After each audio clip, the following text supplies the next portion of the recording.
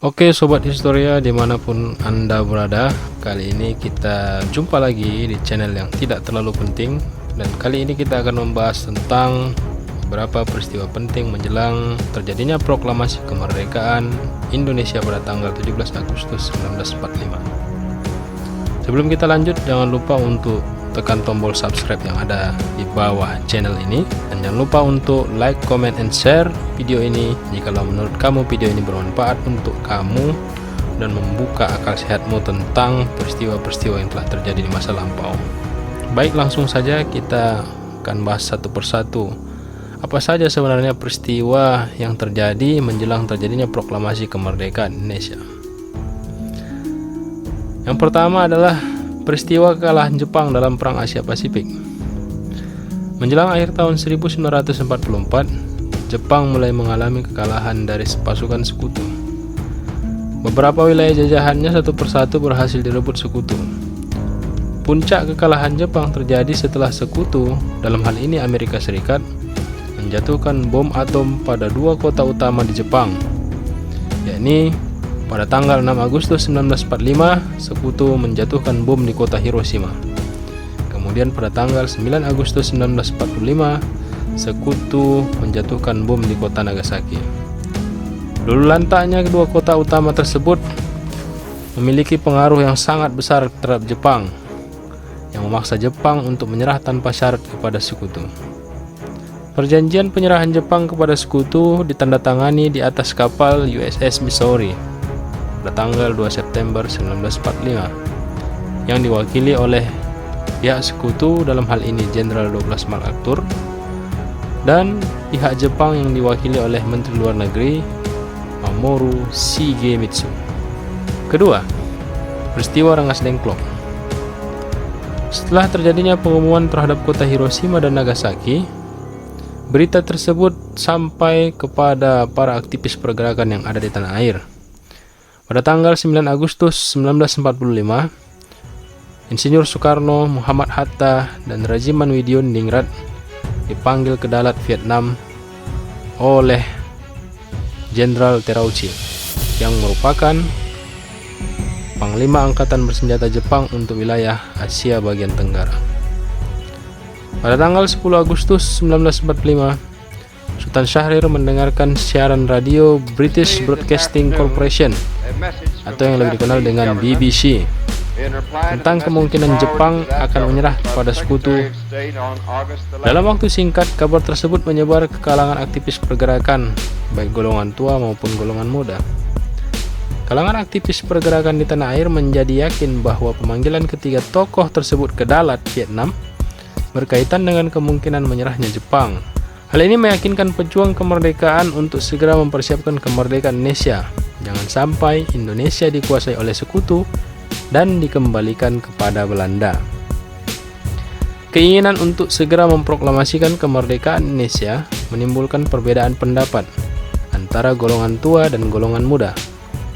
Golongan tua yang diwakili oleh Insinyur Soekarno dan Muhammad Hatta, sedangkan golongan muda diwakili oleh Sultan Syahrir. Keduanya berbeda pendapat mengenai proses pelaksanaan proklamasi kemerdekaan Indonesia kelak. Golongan tua menginginkan proklamasi kemerdekaan Indonesia melalui PPKI, yang dipandang sebagai lembaga yang mewakili utusan bangsa Indonesia dari berbagai daerah. Adapun golongan muda menginginkan proklamasi kemerdekaan tanpa melalui PPKI, yang dianggap sebagai badan bentukan Jepang, tetapi dilaksanakan secara revolusioner. Pertimbangan golongan tua untuk melaksanakan proklamasi kemerdekaan melalui PPKI adalah sebagai berikut. Yang pertama, Jepang belum memiliki kepastian menyerah kepada sekutu. Meskipun sudah diketahui menyerah, Jepang harus mempertahankan status quo, yang artinya adalah menjaga agar tidak terjadi perubahan apapun di wilayah Hindia Belanda atau Indonesia saat itu. 2. Jika terjadi proklamasi kemerdekaan seperti yang diinginkan pemuda, akan memancing kemarahan Jepang yang masih memiliki pasukan bersenjata lengkap di Indonesia. Hal ini akan memicu pertumpahan darah, dan Indonesia yang belum memiliki pasukan ataupun persenjataan tentu akan sulit untuk menghadapi Jepang. 3. Marsekal Terauchi telah menjanjikan bahwa Jepang akan memberikan kemerdekaan kepada Indonesia pada tanggal 24 Agustus 1945. Pada tanggal 15 Agustus 1945, Insinyur Soekarno dan Muhammad Hatta menyampaikan undangan rapat bagi para anggota PPKI pada tanggal 16 Agustus 1945.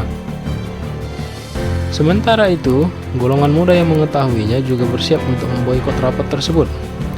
Golongan muda yang dipimpin oleh Chairul Saleh mengadakan rapat di Laboratorium Mikrobiologi di Jalan Pegangsaan Timur, Jakarta, dan mengambil keputusan sebagai berikut. Pertama, mendesak Insinyur Soekarno dan Muhammad Hatta untuk bermusyawarah dengan golongan muda dan tidak terlibat lagi dengan pemerintahan Jepang. Kedua, mendesak Insinyur Soekarno dan Muhammad Hatta agar segera memproklamasikan kemerdekaan Indonesia paling lambat pada tanggal 16 Agustus 1945 malam. Pada tanggal 16 Agustus 1945 dini hari, terjadilah peristiwa Rengas Dengklok yang terkenal itu. Golongan muda membawa Insinyur Soekarno dan Muhammad Hatta ke Rengas Dengklok yang terletak di daerah Karawang, Jawa Barat. Adapun tujuannya adalah untuk menghindari keduanya dari pengaruh Jepang dan meyakinkan mereka kembali agar proklamasi kemerdekaan Indonesia segera dilaksanakan. Adapun alasan golongan muda memilih Rengas Dengklok sebagai tempat untuk mengasingkan Soekarno dan Hatta adalah: yang pertama, karena letaknya cukup terpencil, sekitar 15 km dari pusat kota Karawang.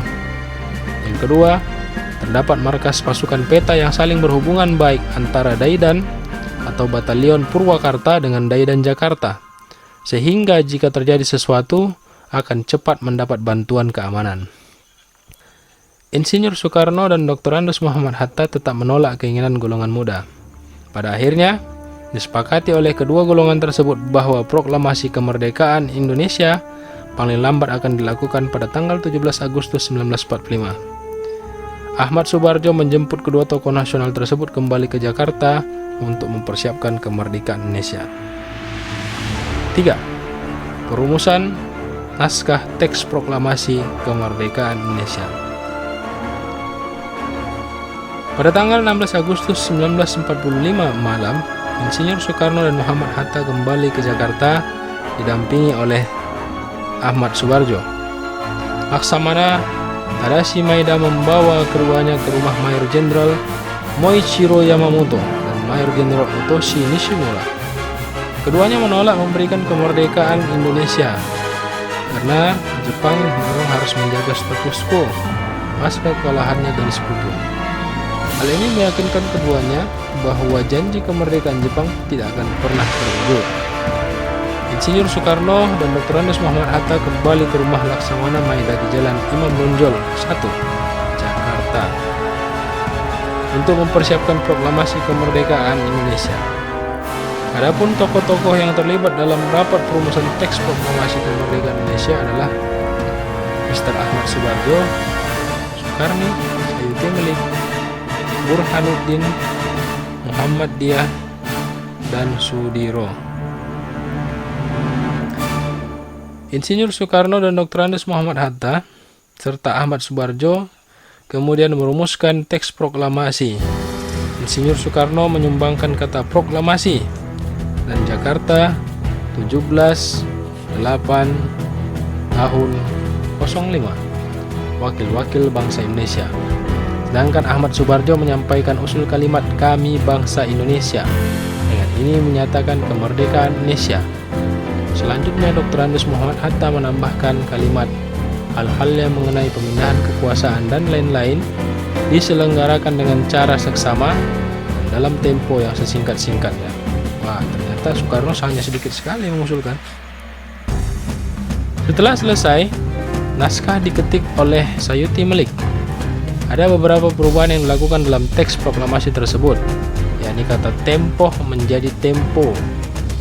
Kemudian wakil bangsa Indonesia menjadi atas nama bangsa Indonesia. Kemudian Jakarta 17/8/05 diganti menjadi Jakarta hari 17 bulan 8 tahun 05. Proklamasi kemerdekaan Indonesia tepat dimulai pada tanggal 17 Agustus 1945 pukul 10 waktu Indonesia Barat atau waktu Jawa pada waktu itu. Adapun urutan upacara proklamasi kemerdekaan dimulai dengan pembacaan teks proklamasi, pengibaran bendera merah putih yang dijahit oleh Ibu Fatmawati, dan sambutan Wali Kota Suwiryo serta Dr. Muwardi. Kemudian pengibaran bendera dilakukan oleh Suhud dan Latif Hendraningrat. Proklamasi kemerdekaan Indonesia memiliki makna yang besar bagi bangsa Indonesia. Antara lain, yang pertama, proklamasi memberikan makna sebagai tanda lepasnya bangsa Indonesia dari penjajahan bangsa asing. Kedua, lahirnya negara Republik Indonesia. Tiga, proklamasi merupakan modal dalam menjalankan pemerintahan dan menjalin hubungan dengan negara lain. Keempat, proklamasi merupakan sumber dari segala sumber hukum yang Indonesia pada awal berdirinya negara Indonesia.